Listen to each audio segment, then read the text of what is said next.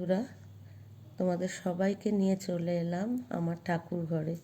আমার গোপাল সোনাকে দেখলে, আজকে গোপাল সোনা পদ্ম ফুলের আসনে বসেছে।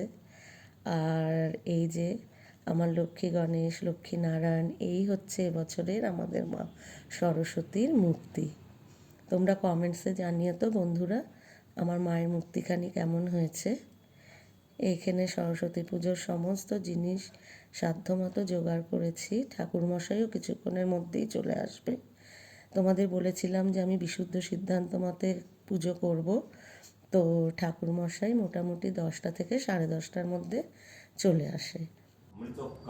এখানে তোমরা দেখতে পাচ্ছ ঠাকুরমশাই চলে এসেছেন, পুজো শুরু হয়ে গেছে।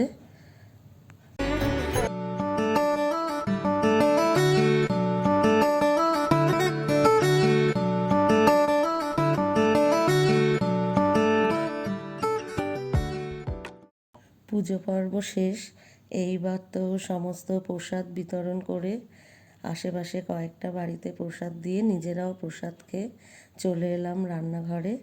যেহেতু সরস্বতী পুজো, আর খিচুড়ি হবে না এটা তো ভাবাই যায় না, তাই আজকে খিচুড়ি, আলুর দম, বেগুন ভাজা আর লঙ্কার বড়া করেছি, লঙ্কা ভাজা করেছি, আর কুল আর টমেটোর চাটনি।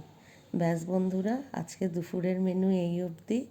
আবার তোমাদের সাথে পরে দেখা হবে। গুড বাই, সবাই ভালো থেকো।